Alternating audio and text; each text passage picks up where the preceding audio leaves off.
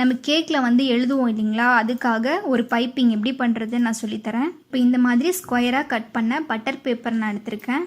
Butter paper தான் use பண்ணணும் அப்படின்னு இல்லை, நீங்கள் நார்மலாக ஒரு பிளாஸ்டிக் பேப்பர் இருந்தால் கூட நீங்கள் அதை யூஸ் பண்ணிக்கலாம். இப்போ இந்த பேப்பரை சென்டரில் ஸ்ட்ரெயிட்டாக கட் பண்ணிக்கணும்.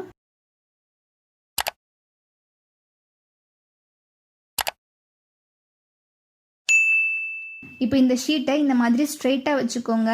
இப்போ ஓரத்தை இந்த மாதிரி ஃபோல்டு பண்ணிகிட்டே வந்து கோன் மாதிரி பண்ணிக்கணும். பேலன்ஸ் இருக்கிற இன்னொரு பார்ட்டை பேக் சைட் கொண்டு போயிட்டு அப்படியே ஒரு கோன் மாதிரி ரெடி பண்ணிக்கணும். இதை நீங்கள் ஒரு வாட்டி ப்ராக்டிஸ் பண்ணீங்க அப்படின்னா அது உங்களுக்கே வந்துடும். இப்போ அந்த கோனோட எட்ஜில் பாருங்கள் 3 எக்ஸ்ட்ரா ஷீட் வந்து நமக்கு வெளியே தெரியும். அதை அப்படியே எடுத்துகிட்டு போயிட்டு உள்ளே ஃபோல்ட் பண்ணிக்கணும். இப்போ இது பட்டர் பேப்பர் அப்படின்றதால இதை ஓரத்தை லைட்டாக கிழிச்சு விட்டுட்டு உள்ளே ஃபோல்டு பண்ணாலே அது ஸ்ட்ரெயிட்டாக நின்றுடும். ஒருவேளை நீங்கள் பிளாஸ்டிக் பேப்பரில் இந்த மாதிரி பண்ணுறீங்க அப்படின்னா ஓரத்தில் மட்டும் ஒரு செலோ டேப் எடுத்து ஒட்டி விட்டுருங்க.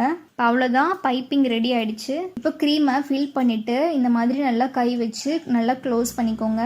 இப்போ இதை அப்படியே எடுத்துகிட்டு போயிட்டு நம்ம கேக்கில் வந்து என்ன எழுதணுமோ அதை அழகாக எழுதிக்கலாம். கேக்கில் நீங்கள் என்ன பண்ணுறதா இருந்தாலும் அதை முன்னாடி ஒரு எம்டியாக ஒரு பிளேட்டில் வந்து ப்ராக்டிஸ் பண்ணதுக்கப்புறமா நீங்கள் கேக்கில் எழுதுங்க.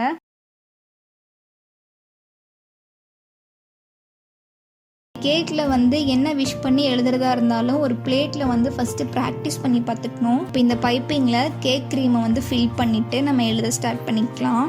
பொறுமையாக எழுதுங்க. இப்போ இந்த பைப்பிங்கில் சென்டர் பார்ட்டை வந்து ப்ரெஸ் பண்ணாலே நமக்கு அழகாக எழுத வரும். என்னோடய ஹேண்ட் ரைட்டிங் வந்து அவ்வளோ நல்லா இருக்காது, எனக்கு எது வருமோ நான் அந்த மாதிரி எழுதிக்கிறேன். இன்னொரு டிப் சொல்கிறேன். இப்போ நம்ம இந்த மாதிரி பிளேட்டில் வந்து ப்ராக்டிஸ் பண்ணி பார்த்துக்கிட்டோம் அப்படின்னா நமக்கு வந்து கேக்கில் வந்து ரைட் பண்ணும்போது கொஞ்சம் ஈஸியாக இருக்கும். இன்னுமே உங்களுக்கு கேக்கில் எழுதுறதுக்கு பயமாக இருந்துச்சு அப்படின்னா இந்த மாதிரி ஒரு டூத் ஸ்டிக்கை மட்டுமே வச்சு ரொம்ப அழுத்தி எழுத தேவையில்லை.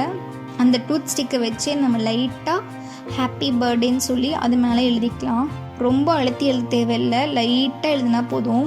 கேமராவில் உங்களுக்கு தெரியுதான்னு தெரியல, ஆனால் நான் இங்கே எழுதிட்டு தான் இருக்கேன். இப்போ நான் எழுதின அச்சு வந்து அதில் லைட்டாக எனக்கு தெரியுது. இப்போ அதுக்கு மேலேயே நான் வந்து க்ரீமை ஃபில் பண்ணி ஹாப்பி பர்த்டேன்னு எழுதிக்க போகிறேன். நீங்கள் ஒரு லெட்டர்ஸ் எழுதும் போதும் எக்ஸ்ட்ரா க்ரீம் வந்து அந்த பைப்பிங் விட்டு வெளியே வந்திருக்கும். அதை இன்னொரு கை வச்சு லெட்டர் ரிமூவ் பண்ணிவிட்டு அடுத்த லெட்டர்ஸ் எழுதுங்க. இந்த க்ரீம் வந்து உங்களுக்கு ஆல்ரெடி தெரிஞ்சிருக்கும் அப்படின்னு நினைக்கிறேன். அந்த க்ரீம் பண்ணுறதுக்கு பட்டர் தேவையில்லை, எலக்ட்ரிக் பீட்டர் எதுவுமே தேவைப்படாது. ஒரு ஸ்பூன் இருந்தாலே போதும், அந்த க்ரீம் நம்ம வந்து பண்ணிடலாம்.